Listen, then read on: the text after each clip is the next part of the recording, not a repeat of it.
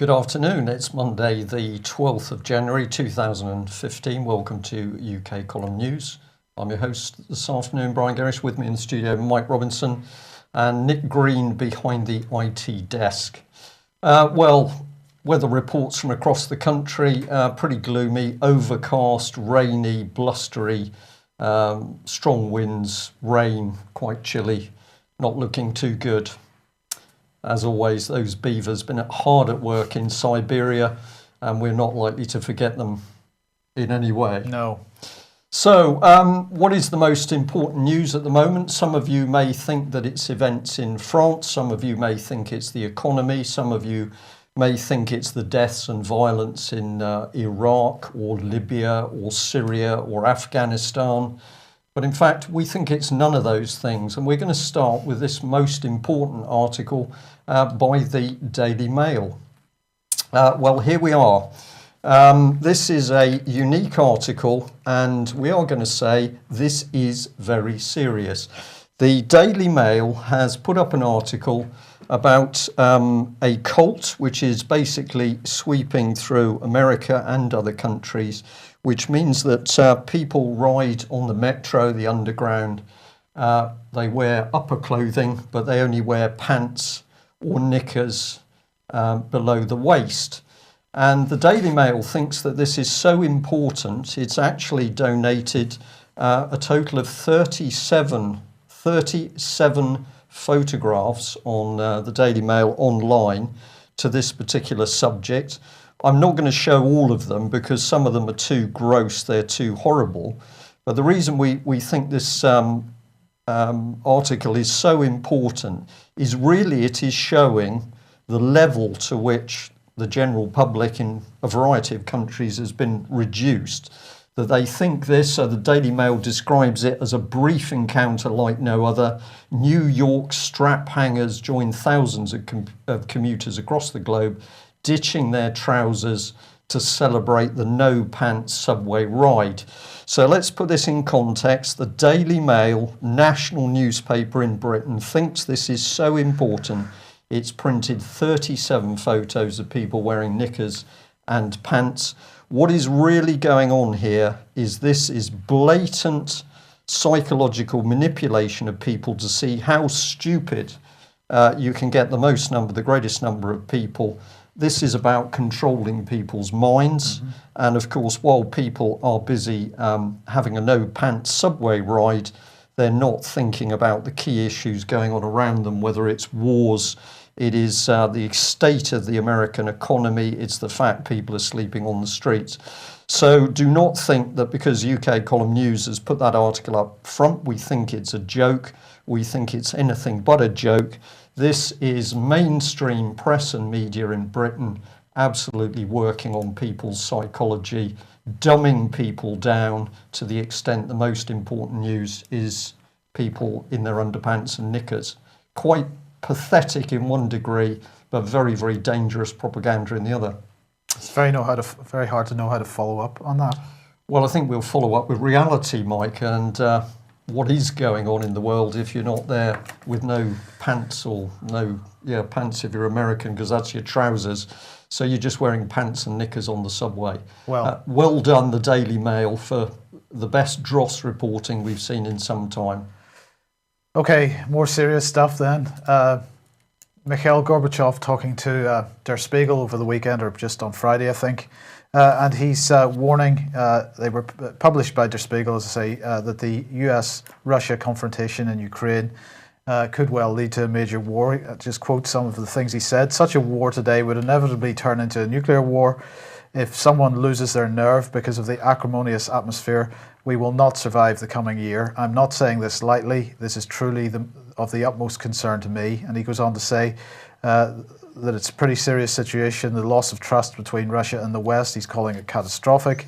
He's saying, he's talking about the expansion of NATO on the western borders of Russia, and saying that no head of the Kremlin could ignore such a thing, and suggesting that the US is trying to establish a mega empire. And they finished off by saying the new, he's talking about Germany. He's saying the new Germany wants its hands in every pie. There seem to be a lot of people who want to be involved in a new division of Europe. Germany had already tried to expand its influence of power towards the east in World War II. Does it really need another lesson? And I think that does it really need another lesson is a pretty significant statement, really. Do we need another lesson? It seems like we do in some respects. Well, I think we're likely to get it if David Cameron and his Lib Lab Con carry on. Yeah. Have a look from another direction. So while we've got the dire comments by Gorbachev there, we've got this article here in the Daily Telegraph. German army must promote more women generals. Not enough female generals in the German army, laments the country's defence minister. So what did this lady have to say? Well, she said at the moment there's only one general. There's only one general in the history of the Bundeswehr. This is a lousy proportion, so we have to consider quotas with clear timelines. So this is nothing about performance. This is nothing about the right person for the job. This is about a woman defence minister coming in and saying, well, the solution is we need more women, so we're going to have a quota. But it gets worse, because if we get into the article, it goes on to say this. In the paramedics, the military paramedics, obviously, we have just as many young women doctors as young men doctors. But at the top of the army, we have almost no women. I think men are not per se more brutal, radical and warlike than women. And then she goes on, military service no longer depends on physical strength, but also on mental health, technical skills and leadership. Now, there is some amazing language in this coming out of this lady here. So first of all, we've got the fact that the drive is effectively to create women who are as brutal as men. So reversal of the roles here. We're going to get more women into the army. She's very happy with that because, of course, women, according to her, can be as brutal as men. I didn't bother to pick up on one of the articles that is a brilliant new book talking about Ravensbrück concentration camp and the fact that the brutality there was carried out by women guards. But here's the German defence minister, and she uses this very key term, mental health. You've got to have the right mental health to be in the German armed forces.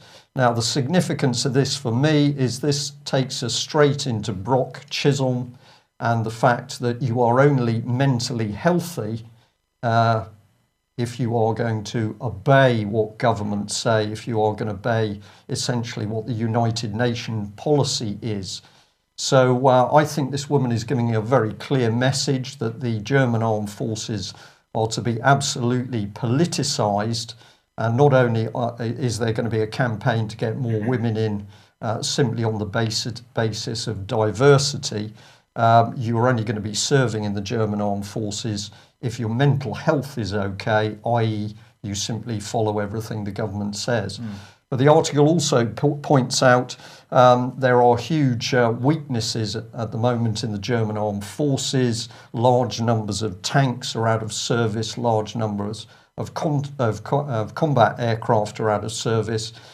So the article is also pointing out that the German military is suffering huge problems at the moment, which is remarkable as supposedly we're supposed to have an increased defence budget by NATO as NATO gets more aggressive towards the Eastern Front.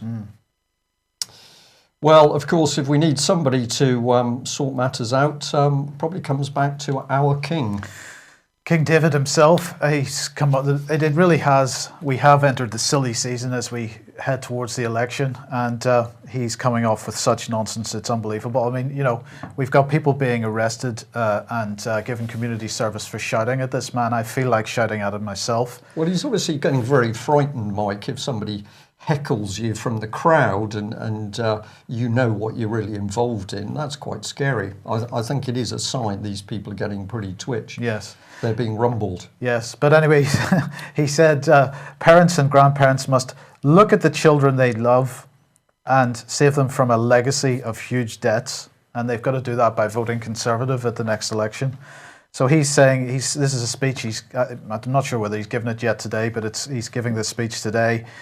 He's saying that the very stuff that makes life worth living will be put at risk if Britain fails to deal with the budget deficit, or the budget deficit. And he's going to outline the 6 key themes at the heart of the Tory manifesto for the coming election, and that's tackling the deficit, jobs, taxes, home ownership, education and retirement, and no mention of the National Health Service. And he says, he's going to say in this speech, nothing we want to achieve will be possible unless we eliminate our deficit and deal with our debts. The security of your families depends on the stability of our public finances. To every mother, father, grandparent, uncle, aunt, I would ask this question. When you look at the children you love, do you want to land them with a legacy of huge debts? Do you want to limit their future, to make life more difficult for their generation because we refuse to do the right thing in our generation? Well, let's just look and see what the 5 years of the Lib Con has done. Here we go, government debt over the last 5 years, obviously projected forward into 2015. These are Treasury figures. Of course, this, bad as enough as it is, doesn't mention the unfunded liabilities, which we've been talking about at the UK column for several years now. Mainly pensions, £4.5 trillion, black hole in the state pension pot, the same for the public pension pot. And of course, today they're announcing that only 45% of people are going to get the full payout of state pension in when the new regime comes in April. So in order to asset strip pensioners that's for state pensioners, but in order to asset strip pensioners with private pensions, then of course they need a new system there as well. So they also need to sucker pensioners into investing in risky areas, or possibly even just set up a bank of mum and dad for their children. So this is pension-wise, and it's going to be a free and impartial service, they say, in order to help people understand their choices when this new pension regime comes into place. And basically, you will be allowed to spend your pension pot on whatever you like.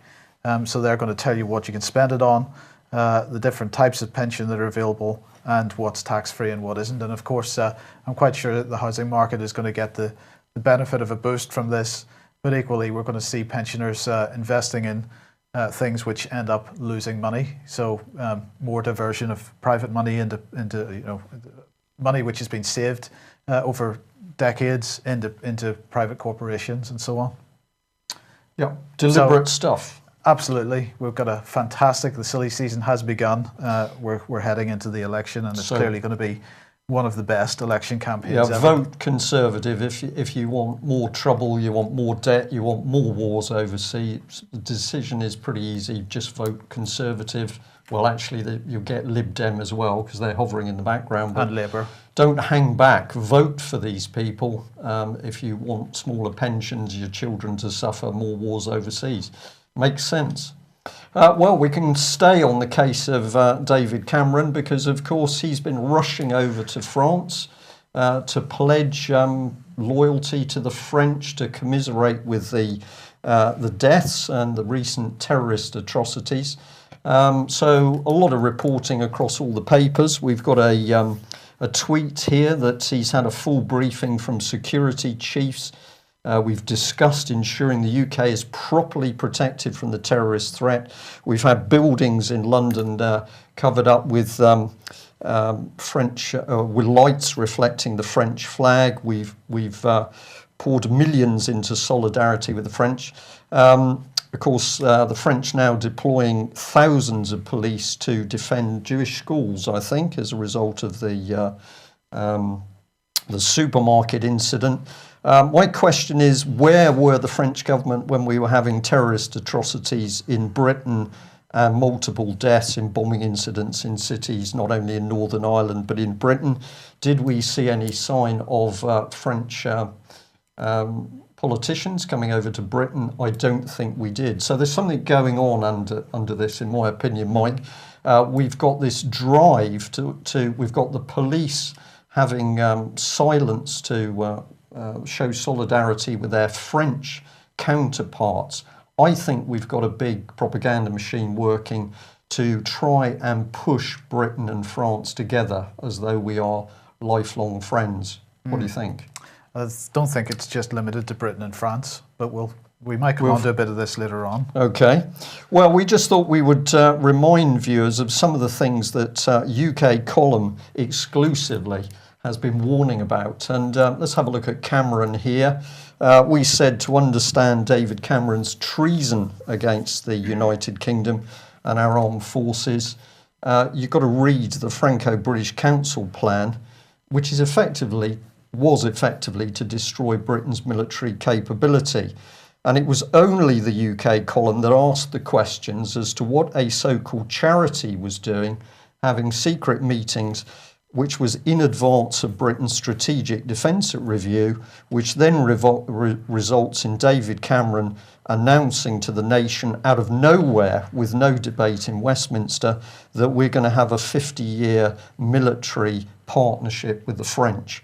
So, to my mind, events in France, we'll take it at face value at the moment. A lot of people pretty unsure about what really happened. We will say, okay, so a terrorist event has happened in France. Why have we got this massive propaganda push to try and say that almost, Britain and France in bed with each other? Well, let's not forget Mr. Nick Clegg, and he's been speaking out on radio, of course, as he likes to do. You notice in the two shots that we've shown, David Cameron, I thought he was looking quite gay in his little neck scarf there in front of the window, and his hair neatly done. And then, of course, we've got Nick Clegg, no tie, because he's being one of the people, he's being relaxed, he's one of us. But my goodness, he was hammering Nigel Farage and basically saying, well, it was outrageous that Nigel Farage had dared to talk about immigration. So we'd just like to remind people here that we've got Nick Clegg, unelected Deputy Prime Minister, Europhile, mentored by Leon Britton, unaccountable President of the Privy Council. I think he still is. Yes. And he gives Nigel Farage a hard time because Nigel Farage dares to make some comments about immigration.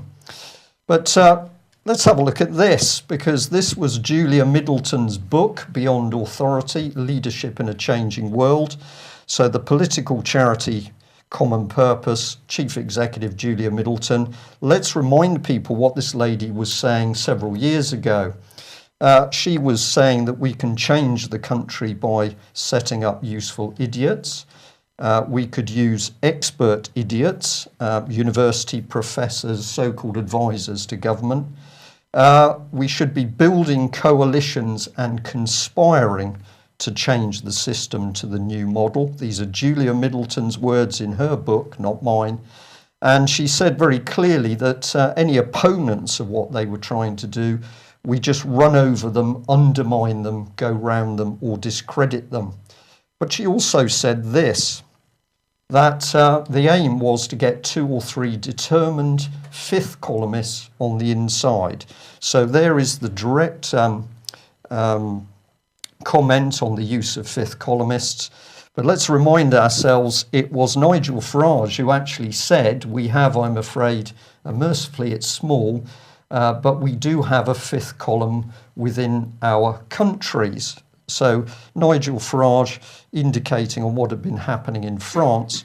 But of course the big lie is to move the debate onto a threat from immigrants when we know that we've got political subversion and a fifth column operating in our own country, and the woman's even telling us what they're doing. Yep.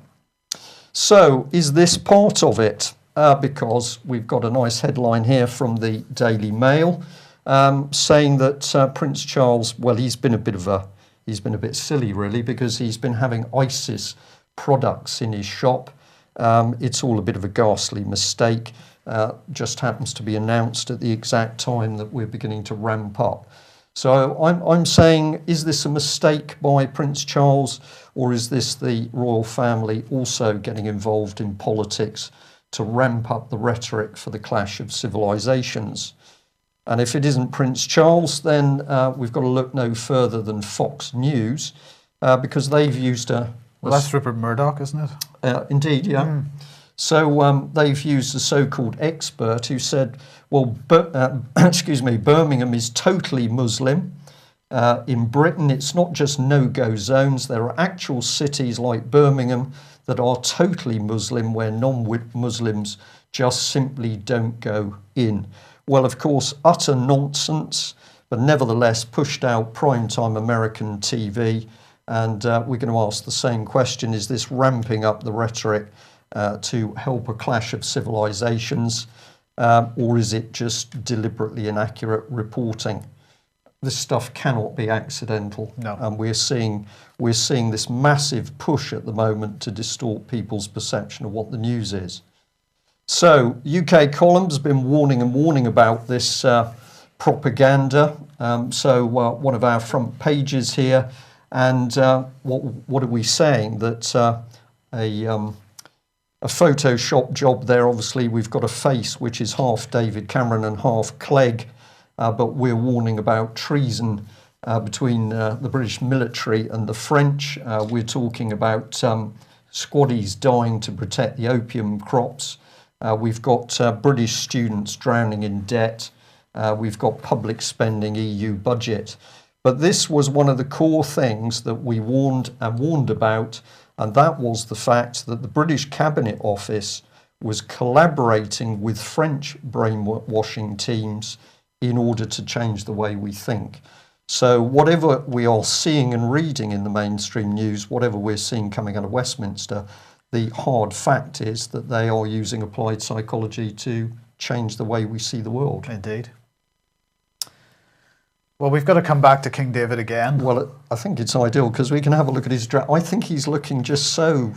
I think he's Dapper looking there. lovely here. Yeah. I think maybe, what is it, Pink News that does the awards, don't they? I think David our King Cameron is in for an award. So as you said, he tweeted out earlier that he'd had a full briefing from security chiefs, and he went on to say that the UK is facing the same threat, as talking about France, from a fanatical death cult of Islamist extremist violence. And I just wondered exactly what that death cult was about, because of course he is using this cynically as an excuse to push through this communications bill, this Snoopers Charter. He's also using it to justify further, and in fact in France as well, as you already mentioned, we've got thousands of police, thousands of military now coming onto the streets of France. So in both sides of the channel, we're seeing this being rather cynically used to push forward the sort of 1984 agenda. And he says he's going to legislate accordingly. We've demonstrated in the last 2 or 3 minutes that this relationship with the French goes back a few years, and it's being driven. And so this, whatever is going on surrounding Charlie Hebdo, it is being used by the group of the G7 leaders that were all there in Paris, arm in arm, showing their solidarity. I don't think there was much solidarity between what was going through their minds and the million people that were standing behind them. Yeah. So it's an Islamic extremist death cult, apparently, according to Mr. Cameron. Yes. Shall I bring in this gentleman? I think you should. Well, let's have a look at one of the Islamic death cult people. Well, here he is. Well, of course, it's Foreign Secretary, as was William Hague. And we just like to remind people that this is the man who was trying to alter the rules to allow weapons to be sent into Syrian rebels. So we've got Conservatives and, of course, Lib Dem and Labour people working to stoke up the violence. We've already had a go at Iraq. We've had a go at Libya and Afghanistan. And here we are having another go at Syria. So this was Western politicians, British politicians, stoking up the violence. But according to David Cameron, well, it's all a result of Muslim and Islamic extremists. Well, we couldn't fail to bring in Tony Blair. I was surprised he wasn't there, actually, in Paris. I think he might be worried about his own safety, do you think? Possibly. Possibly somebody might not like him. Well, here we've got Tony Blair. He's wearing the white of a virgin, or is it for a Christ-like effect amongst the troops? But who's defending him? Well, it was William Hague, who was saying to the cabinet, the 10th anniversary is coming up. We don't want to be mentioning the Iraq war. So the Lib Lab con puppet show for the British public. What are all these politicians involved in ramping up war and violence overseas? And then we're going to turn around and blame it on the Muslims. Well, here he is, Tony Blair, mastermind of the Iraq war, on the absolute lie of weapons of mass destruction. And what was going on? Well, of course, we're talking about death. Very large numbers of people dying as a result of lies by British politicians who claim they're Christians, interestingly enough. And of course, it's not only civilians that died, but we've got to remember all of the military who've not only died but lost limbs on the battlefield. And what are we talking about? Well, we're not talking about 20 people in France. Here's a mixture of statistics about the number of deaths in Iraq. So we've got figures ranging from 110,000 to 600,000. So statistics totally inaccurate, but we know that they are in very large numbers. Are we really talking about a fanatical Islamic death cult, or are we actually looking at British politicians who started the mess in the first place? And continue to fund it, in fact. Indeed, yeah. And of course they're smiling while they do it, so pretty appropriate picture by of William Hague. If you feel that we're being pretty tough and cynical today, we are, because as we watch events unfold, we're just into the middle of January, and already we can see this government clamping down on free speech. We've got special forces units being put on the streets to work alongside the police. We've got thousands of French police who are actually military. That's the basis of the French police system. They're military. They're coming onto the streets. We've got an unfolding dictatorship. Okay, Complete change of subject then. Mortgage fraud. And this is a top Greater Manchester police officer, according to the Manchester Evening News here, who is in court at the moment on charges related to mortgage fraud. So what has he done? Well, what he did was that he bought a farm, a small farm, 3 acres. It's a very small farm, basically a farmhouse, with his wife, and then subsequently got divorced. He ended up keeping the property and took out a £185,000 mortgage. As he spent part of that money, I think about £30,000, refurbishing some of his property with a view to letting it out for holiday lets. He's still living at the property though in the meantime. And the mortgage company decided to take him to court through the CPS for mortgage fraud on the basis that he had taken the loan without declaring that it was going to be used for commercial purposes, and therefore he was accessing a cheaper interest rate. I don't really like to support Greater Manchester police officers because, you know, we've seen what they were doing at Barton Moss and so on. But on the other hand, this has got to be the most ridiculous case of sheer hypocrisy on behalf of the banks. Because they are just committing fraud hand over fist with regard to mortgages. They have been for a number of decades. The terms of the mortgage, people say that, people, you know, we all enter into, if we take out a mortgage, we all enter into that agreement and we should pay it back and so on, and indeed we should, but only if the terms of the mortgage are fully declared and if the banks aren't in the meantime manipulating interest rates to make sure that you are paying more than you need to pay. So sheer hypocrisy in the case of the banks here, and we'll just say that at the conference on the 1st of March, we expect 90% chance that Mr. Ebert, Guy Taylor's colleague, is going to be speaking about fraudulent documentation and specifically about mortgage fraud. So that's going to be a particularly interesting discussion. If for whatever reason he is not able to be there, we will have alternative arrangements made. In other words, his presentation will be given by somebody else. But Mr. Ebert very keen to come and do this, and we suggest everybody comes and listens to that, because we believe that he is saying that there were something in the region, was it 45,000 evictions last year? 47,000 evictions last year, and he believes that he can demonstrate that about 90% of those were fraudulent. So a very significant part of that. Also, just to like to remind people while we're doing the sort of plugs of Alex G's launch party on the 29th of January at Waterstones in Peterborough. Please go to that if you would like to. But if you are going to attend that, please email launch@alexg.com beforehand, because he'll have drinks and nibbles and just wants to make sure everybody is accommodated. Right. Okay. So massive mortgage fraud, Mike, key to stopping it is for people to see how it's done. And of course, this is where to be able to understand the fraudulent documents, to actually see these documents is a key part of it. Well, we were speaking to Mr. Ebert this morning, and he is really, really keen that this issue becomes an election issue. Now, the focus of this conference is that the subjects that we talk about, we're asking everybody that attends to go out and take those out and make those election issues. And this is one that if you feel inclined, you feel particularly motivated by this issue, then we're going to give you the tools to go out and make this an election issue. That's the point.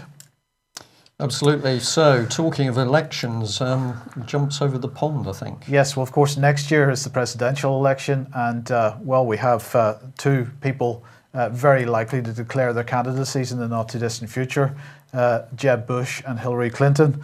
And I just wanted to highlight this fantastic article on RT. Suggest people go and read this, talking about a bit of the history. They're mainly focusing on the history of the Bush family, but they do mention the Clintons as well. Really, are we about to see a Bush-Clinton dynastic battle is what they're talking about. And they're highlighting some of the things. Good to see it appearing in the mainstream press. RT's close to mainstream, I suppose. Discussing the Bush family's legacy of financing the Hitler regime and the money that went through Prescott Bush, which is Jeb Bush's grandfather, grandfather, through Fritz Thyssen and the Union Banking Corporation into particularly German steel, and a lot of that money and that steel production being used for developing Germany's war capability. So RT covering that and really sort of saying what kind of people are we looking to elect in the States. Some particularly fine documentaries on Hillary Clinton on YouTube. One of them's about 1 hour, 43 minutes long. A lot of information, having a look at financial background, what's happened to supporters, and certainly what's happened to people who've challenged the Clinton dynasty. Interesting that it's described there as equivalent to Game of Thrones. So what is this? A recognition that the political system is an absolute game. It's theatre.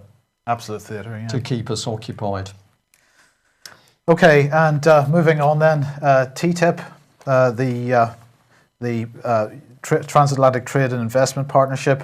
But European Union has now published proposals for the next stage and in the negotiations with the United States. There's been quite a bit on TTIP in the alternative media, very little in the mainstream media about the dangers of it. But the EU Trade Commissioner Cecilia Malmström actually, is saying that she is delighted that we can start a new year by clearly demonstrating through our actions the commitment we made to greater transparency just over a month ago. Today's publication of our specific legal proposals in the context of TTIP marks another first in the EU trade policy. So one of the things that they don't go into, however, is the investor-state dispute settlement arrangements. I do apologise. I've lost track of where I was going with that. But basically, they go as far as intergovernment. Whenever there's a dispute between governments, they go as far as that. But they don't go they don't detail the disputes between corporations and governments. And this is the area that many people are particularly concerned about, because obviously this trade agreement potentially makes it possible for corporations to take governments to court and attempt to bankrupt governments, and that's clearly the issue of sovereignty. Dangerous. Is absolutely dangerous. Step forward. Yeah. Well, are we going to get truth in the media? Well, this is an interesting little Facebook post. This is from the Foreign Office News on Burma Facebook page. and what they say is that the UK has funded a media workshop for making a free and fair election. So the UK is now funding a media workshop in Burma, which with the direct intention of getting involved in the upcoming election. On the importance of media freedom for making a free and fair election, the workshop has been organised by Article 19, with funding provided by the British Embassy.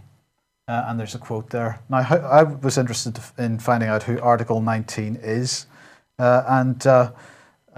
Basically, Article 19 is an NGO, of course. And who are its trustees? Well, so a non-government organisation. A non-government organisation. They are envisaging a world where people are free to speak their opinions, participate in decision-making, making informed choices about their lives. So this is all about press freedom, basically, which I thought was particularly ironic, but we'll come on to why that might be in a second.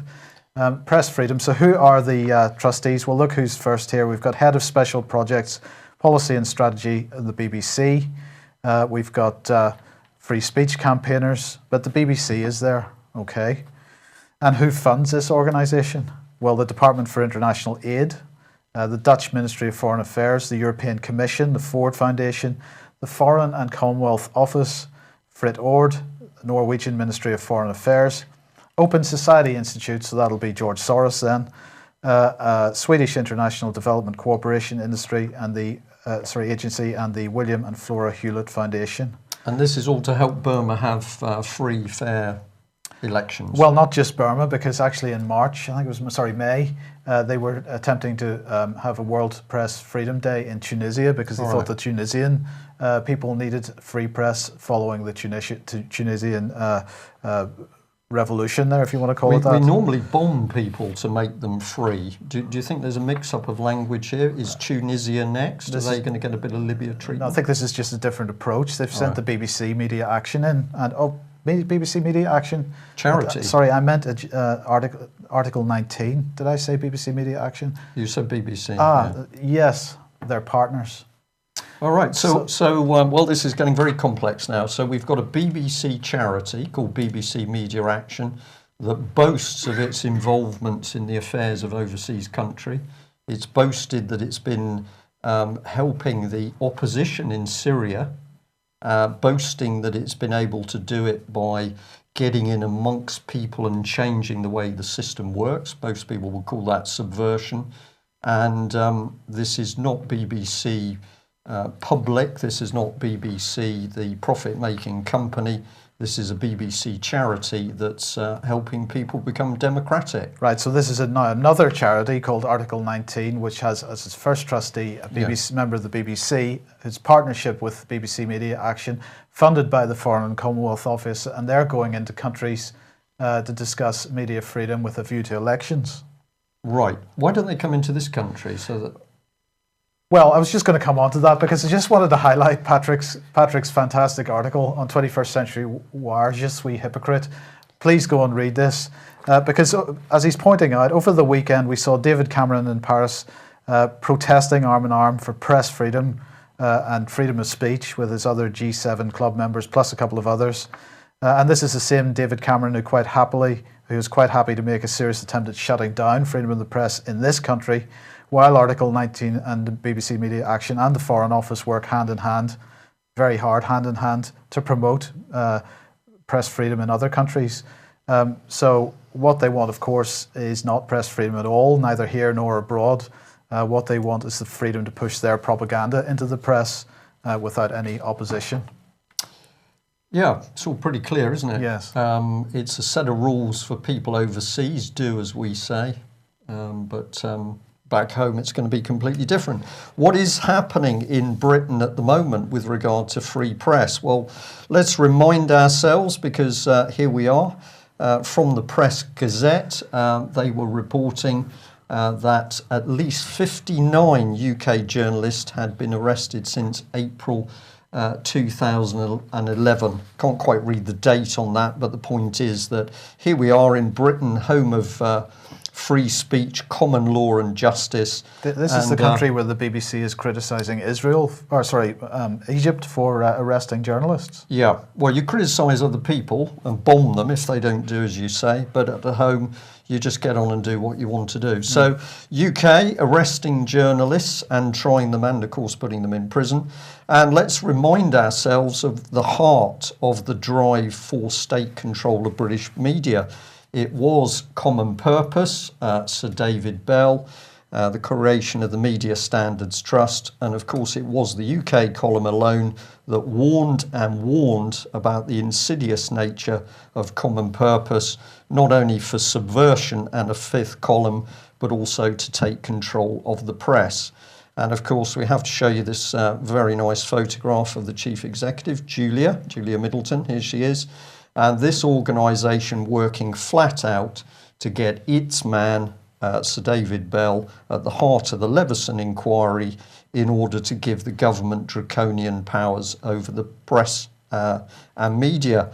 Well, luckily not everyone swallowed it, and several of the mainstream newspapers reported. We happen to have one of the little diagrams from the Sun here, but the Telegraph reported, the Mail reported, the Guardian reported, and it did seem that a few people woke up to what was actually happening. But welcome to UK in 2015. We've got special forces on the streets with the police. We've got the government pushing for greater powers to monitor our emails, private phone calls, etc. And of course, in the background, we've still got these insidious, subversive organisations such as Common Purpose working for state control of the press. But credit where it's due, and we just like to give you this little snippet from Guido Fawkes. Now, what he picked up on was what Hacked Off had been up to. Let's remind ourselves, Hacked Off was spawned out of the Media Standards Trust, essentially the same organisation, but they like to say, well, we're at arm's length. Both of them connected into the main man, Sir David Bell. He was the man who campaigned for a Leveson-type inquiry, and then once that was set up, simply hopped out of Common Purpose and Media Standards to become a senior panel member for Leveson. We've got some other big names associated with it. Roger Grief here, temporary chair of the Media Standards Trust, founding board member of Channel 4, chief executive of Channel 4. He's all independent person. Or if you want to go in a different direction, good old Hugh Grant. He got very upset, of course, because there were reports of his night out with a young lady in the back of a car. But we've also got insidious people like these two, Will Moy from Full Fact and Martin Moore from the Media Standards Trust, who gave evidence to Leveson but claimed they were totally independent. Nice system if you can get it. I think Burma should adopt this system because clearly it's transparent. But what did Guido Fawkes pick up on? Well, he picked up on the fact that the Advertising Standards Authority had ruled against Hacked Off. And this was over an advert they had to do with the Leveson inquiry and the resulting charter. And on the left of your screen, this is what they said. However, we considered the strong suggestion of Leveson's involvement in the Royal Charter alongside a conflicting statement regarding the indirect influence of Leveson's public inquiry recommendations on the Royal Charter, provided consumers with confusing and ambiguous statements regarding the nature of any involvement of Leveson in the Royal Charter. As a result of this ambiguous information, we concluded that the Hacked Off advertisement was likely to mislead. The ad breached CAP Code Edition 12 Rules 3.1 and 3.3. It was misleading advertising. So the very group who campaigned for open, upstanding and trustworthy media have just been quite rightly pulled apart for misleading the public. I think we should export them to Burma. Is the thing to do. So let's remind ourselves of this. We've been reporting on Nesta, and thank you very much to the viewer who said UK column, you've missed something. And what we missed was that Jeff Mulgan is actually the chief executive of Nesta. Now, remember that he comes from a background of Demos, a Marxist-spawned organisation. And what's Mr. Mulgan good at? Well, reframing the British public. So here we are. We were talking about the Behavioural Insights team were working inside government, inside Number 10, hand in glove with the Cabinet Office, now a private company, well, owned by the government, and of course also owned by Nesta. And we identified the good people involved with Nesta, including Rothschild bankers, totally independent, of course. But let's put him in at the top of the tree. Here he is, Jeff Mulgan. And let's remember what this gentleman was involved with. He was chief executive of the Young Foundation from 1997 to 2004. That's the Young Foundation that puts money into every one of these reframing projects. Yes, indeed. Right, yeah. They've got our best interests at heart, Mike. So don't worry about it. Okay. But Mr. Mulgan, working for the government from 1997 to 2004, Director of Government Strategy Unit, head of the Prime Minister's office. Police should not be in there. Sorry, it should be just head of Prime Minister's office. And of course, his background is as a director of Demos, which was created from a Marxist background. But he was also formerly chief advisor to Gordon Brown, a lecturer in telecommunications. He's very big on investment. He knows about that.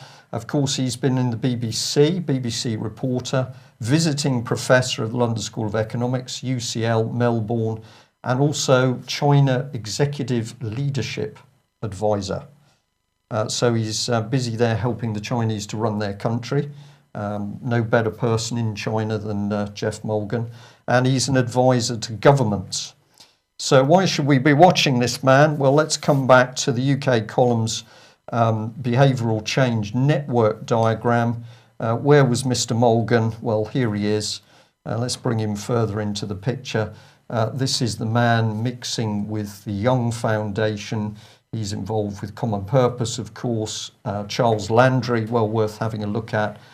Remaking charity in the 21st century. Presumably that's politicising charities, and he's involved with the Foreign Policy Centre. And if anybody's in doubt as to his links with Common Purpose, here we've got a Common Purpose document boasting of the 10th anniversary conference at 17th of April 2000. Guest speakers, Julia Middleton. Here we are, trustee and member of Demos's Advisory Council. And underneath we've got Jeff Mulgan, also stouting a co-founder of Demos in 1993 with Martin Jacques, former editor of Marxism Today. So should we be concerned that we've got a Marxist buried at the heart of government, changing our behaviour? I'd say so, but David Cameron doesn't think so. So we'll end on a warning we've consistently given.